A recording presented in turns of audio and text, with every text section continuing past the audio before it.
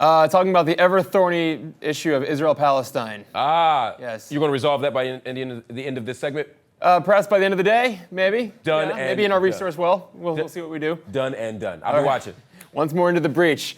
So we have with us Evie Solomon, who wrote the blog while studying abroad in Israel and now joining us from New York. This blog that I refer to is called Why Students Should Travel to the West Bank. I have it pulled up on my computer here. Also joining is Nihad Kader, a Palestinian American joining us from Philly. Hey Nihad, how are you? Yeah. Good. We have Rachel Arenstein, an American Jew currently on vacation in Michigan and will soon move to Israel for a couple of years. How are you, Rachel? Fine, thank you. And we have Dovid Afun, also an American Jew, joining us from New York. What's going on, Dovid? Good, I have to correct you. I'm a British Jew living in New York. Okay, well, thank you very much.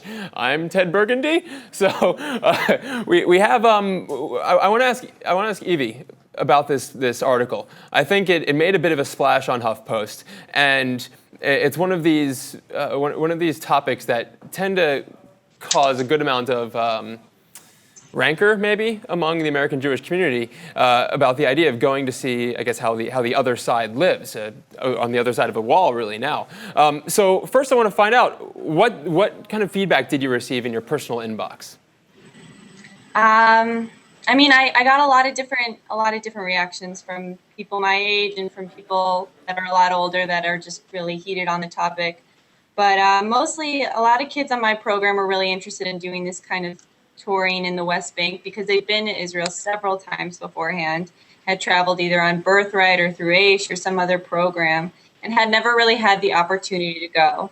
So it seemed like there was a lot of interest in going there and seeing it because it hadn't really been offered. Did that surprise you that there was a lot of interest in going to the West Bank with people who've gone on the Birthright and AISH trips, which are very much geared towards staying within Israel proper and finding out heritage and history of both Jews and Israelis?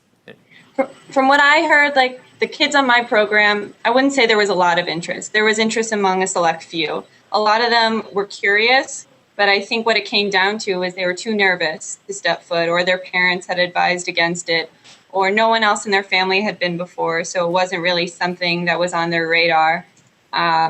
I think when you're on your study abroad in Israel, the last thing you're thinking about is conflict. You want to have a good time, and you want to make friends, and you want to see Israel from the perspective of Israelis. But a lot of times, the West Bank and the conversation about that and the conflicts going on doesn't really come up. Which is wild. And Nihad, I actually was in Israel during CAS Lead, I guess New Year's 08, 09. And it was on a Birthright trip, and we heard nothing of it. There was no talk of it other than fear from our parents that a rocket would come hit us on our bus in Tel Aviv or something. So when you hear us talking about this sense that is dangerous over there, and a lack of curiosity over what's going on in the West Bank and I guess to Gaza to another extent, what's your response to that?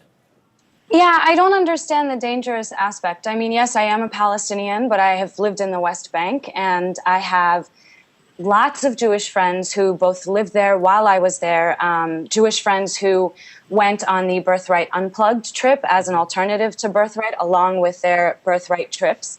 And I remember my friends' reactions having been extremely both empowered and touched by how welcoming the Palestinians in the West Bank were to young American Jews who decided that they wanted to come and see the conflict. And so in terms of danger, I mean, where it has been dangerous also for Israeli Jews and for American Jews is coming and joining demonstrations on the side of the Palestinians. And they've been fired at from Israeli soldiers and wounded and hurt and things like that. But the occupation, we're talking about administrative detentions. We're talking about shooting live ammunition at demonstrators. We're talking about house demolitions. That hurts everyone. It hurts Israeli Jews. It hurts Palestinians. It takes away humanity of everyone on every side. That's the key point there, right? That taking away the humanity. And I feel like there's just such a level of otherness involved in this that's been going on. It was the environment in which I grew up, probably environment in which Evie grew up, and you hear nothing but really what you see on the news and the fear factor that comes from it. And you're afraid to hear what the other side has to say because you're afraid they might actually say, hey, let's be friends. Right. And that's jarring when someone who you're conditioned to have as your enemy is actually someone who might be willing to work with you. And David, I'm curious what you have to say about this as well. Well, there's a few things that I have to say on the subject. I mean, first of all, with response to the lady there on the right hand side of my screen, forgive me, what is your name? Edie. No. Nihad? Further, all the way to the right, the Palestinian lady who just spoke. Okay, so with regard to what you're saying about safety in the West Bank, I run a newspaper. One of the things that we publish, which is very, very popular, every single day we publish the attacks on Israelis that you've never heard about. And I can tell you on a daily basis, Israelis are victimized traveling in those areas. Jews are victimized. It's easy to say that it's a good place to travel to, but speak to the soldiers, reserve duty soldiers who wandered into Ramallah on October the 12th, 2000, and found themselves torn limb by limb in front of the world media. Now, David, we can go around like this forever, though. That's the thing. And this is what makes me really interested in talking about these, is that you can talk about that victimization, and that's horrible and heinous and terrible. You can talk about what happened in the Second Intifada and the bus bombings. That's horrible, heinous, and terrible. The other, and Nihad or Evie, myself, or Rachel can also talk about what happened in Jenin, can talk about what happened to families in Gaza that were bombed during Cast Lead, and we can go back and forth. We can talk about the soldiers that were killed from rockets or kidnappings in southern Lebanon and northern Israel during 2006. This goes on and on and on. So Mike, this is exactly the point. This is exactly the point that I'm getting. And I want to tie it into this point because I have to go in about 5 minutes. Yeah, sure. I want to tie into the point which is relevant to what this discussion with regard to whether Jews on birthright trips or young Jews should visit those particular areas. And this is the key. The bottom line is this: if you research, get to the core of the matter here. If you look at the Fatah constitutional mandate, you look at the PA constitution and the Hamas constitution, there are irreconcilable differences here. Now, some people might say that they're possible, but in God knows how many years, there hasn't been any resolution. And if you look at the constitutional mandates of most of the Palestinian documents, they're talking about taking out all of those areas and the rest of the land of Israel taking control over that. So then the question becomes is this.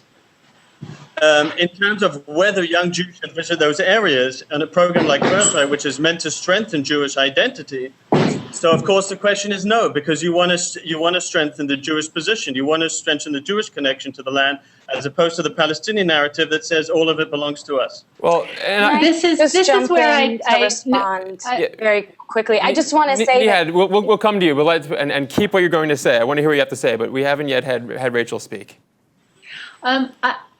I disagree with David on a few accounts, but I think there's a couple of different issues here. One, the issue is how do the birthright trips, he is correct that they're meant to foster sort of a connection between young diaspora Jews and the state of Israel. I personally believe that, and this is where Evie's article was interesting to me, that many young college-aged and post-college age Jews understand, at least they're aware of the complexity, and they find that it's difficult to figure out how do they support Israel when they understand that there are issues of human rights and other things that swirl around that. So I don't believe that you can send intelligent young adults to Israel and have sort of just a propaganda tour where it's just all Israel love all the time. I think without admitting to the places where Israel, has had created problems for itself, that you're not doing them any favor. Now, the question Rachel, then becomes, sorry, go ahead. how do you do that on a birthright tour, and is that something that you can take them to the West Bank? I don't believe logistically Gaza is even in the realm of possibility, but can you do that, or can you do that by fostering different kinds of conversations? Right. Frankly, if you look at some of the Israeli Arab towns within the borders of Israel, the discrepancy between those and some of the Israeli towns nearby are very stark in and of themselves. Right. And so I think that it is important to raise these even while you're fostering and promoting this, very pro-Israel experience. And the question is, can you do that while logistically guaranteeing safety? And I'm not sure that that is the case. I mean, the point is not to necessarily take someone to the center of a heated conflict. You don't want to throw them into an environment where they're going to be unsafe. But if you take an American Jew to a refugee camp to see how people are living and see the conditions that they're up against and the plight, I think that can only help people learn about the conflict, where people are coming from. Because if, like Amy Cohen said in this article, if you can't see and understand where people are coming from, how are you supposed to move forward? And David, you have one more minute with us actually, and then we'll all talk about you when you're gone. So, but yeah, give us your last minute. Then we're gonna go to everyone else. Well, I think it's all very good and nice to say that it's good to see the other side of the conflict. Which, if for example we were talking about a trip for Mexicans from somewhere Mexico City who are just coming to check out the area, maybe you can say it's a good tour for them. But here you're talking about a trip which is focused on fostering Jewish identity, the historical connection to the land, and the fact is that there are individual positions here. There is an Arab narrative and there is a Jewish narrative, and they conflict with each other, whether you like it or not. But they can also be found to be reconciled. There's conflict and there's reconciliation, and there's room for both. I'm afraid if you read the Fatah constitutional mandate, the moderate Fatah constitutional mandate, Article 12, you will find no room for reconciliation whatsoever. It calls for the destruction of the entire Zionist entity. Nihad, go ahead. As long as that still exists, No, I you're think, going to have I think that reconciliation. what David is, I think that what David is calling for is a further entrenchment of the separation that already exists, and I think that is entirely unacceptable. The Palestinians are not going anywhere. That's just the reality of the situation. And until I think that we need to start dealing with the issue and separating the communities further, censoring a trip to Israel for young Jews and not allowing them to see. If militarization is so much a part of Israeli culture, how is not showing them what militarization is doing? If this is what Israel, it's so much a part of the Israeli culture, what Israeli kids wear, and what they aspire to and everything like that. And so why not see what the military is doing in the West Bank, and why not understand what the Palestinians have to say? There is room for reconciliation. I refuse to live in a world where that's what we believe. It's just constant separation. And why should Palestinians in the West Bank only be exposed to settlers and soldiers? Shouldn't they see other Jews from around the world with other opinions? And if on the birthright chips, if you're exposed to the parts of the battles in 1967 and 1948, and you're told about those military triumphs as part of the military history of Israel, why shouldn't you also see the current military aspects of Israel? If you're taken to the place where rockets are raining down in southern Israel or northern Israel, why can't you be taken to places where there are checkpoints and where there are soldiers manning? I'll tell you why. Because no American parent, and I'm not saying that this is a good thing, but American parents are not going to send their precious children on a tour which has something that they feel, rightly or wrongly, but that has an element of the tour that they feel is unduly dangerous. Then I want to get to something here. You're touching on something. That people are living under those circumstances all the time on both sides of of the border. Right. But you're also talking about American parents who tend to be very very skittish. This is an optional kind of thing, and this is very different than what Evie wrote about in her article, or my experience going to the West Bank, where I was doing it with Palestinians I knew, and frankly, I never would have told my parents about it until years after the fact. And that danger is something wild to me, because these are the same parents who brought us up to really celebrate and be very much for Israeli culture and the Jewish project of the 20th century and the 21st century. And yet part and parcel of that project has been what's come from it in the last 45 years. So if we're to support and to be very much in favor of this country that is supposed to represent perhaps world Jewry, then shouldn't we also be able to see what's being done in our name? And this is where, Dovid, I want to get back to what you were saying, how the birthright trip and other trips like it are meant to celebrate Jewish heritage to the land and Jewish connections to the land. But there's a conflation with the heritage and connections to the land and Judaism to Israel and the state of Israel. So how can you separate those two? How can you separate what's being done to keep that land and to keep it as safe and secure as possible, and what's being done to those that are seen as the threat, who might not necessarily be a threat anymore? Well, one final point on that matter. And I think that's a very good question. But in your question itself, you have a presupposition, and you're assuming that there is a right and there is a wrong here, and that certain negative and positive things are being done or not done. But let me ask you this: Do the Israelis who can now sleep at night because suicide bombers are not coming across the border because of the security barrier that's been built? There's nothing wrong with the building of the security barrier. It's there because it saves lives. It saves Israeli lives and it saves Arab lives. That's a good thing. Roadblocks are a good thing because they save lives. But I would dare you to be a Palestinian in the West Bank under occupation and tell me that it is a good thing for you to be separated from your land by an apartheid wall. And tell me that it's a good thing for you to be late to school or to miss work or not be able to see your relatives because there's a checkpoint in your way. No, that is completely unacceptable. There's rights for both people here, and the rights of the Palestinians have been compromised for a very long time. Palestinians basically don't have rights at this point. It's a choice between a delay on the way to school or children dying. This has saved lives. It's the livelihood that's This been has saved destroyed. lives. In the last 8 years, there have been no suicide bombings in Israel. The Why? livelihoods of the Because there is a Palestinian security people? war. Hold on. Okay. Sorry, Nihad, go ahead. But I want to also bring it back to what we were originally talking about, or else we'll spin off into our existential crises that we can take after I've got to bow out now just because of an interview that I had rescheduled. But thank you so much. I very much appreciate the opportunity. Appreciate it too, Dovid. Continue the discussion. Okay, thank you for coming on.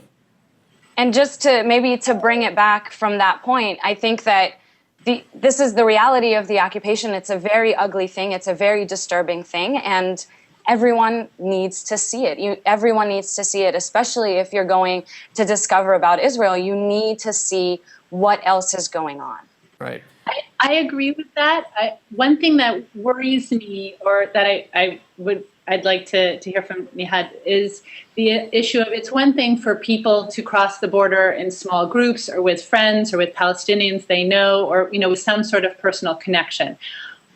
If in my opinion, I would think that if you had, let's say, regular birthright tourists coming through to see, to visit one of the camps, it's like you're making the Palestinian experience a tourist stop. And that seems to me a travesty in another way. So again, I think it comes back to, how do we make young Jews aware of the difficulties that, that do exist for Palestinians, the impact that has on Palestinian lives. And frankly, my nephew has just been conscripted into the army for his mandatory military service. What is the reality for him? Mm-hmm. But how do you do that at a personal level that allows for conversation and understanding, and sort of maybe for some young Jews a rude awakening, without making it sort of like a tourist experience? Right, and I agree, and I think there's definitely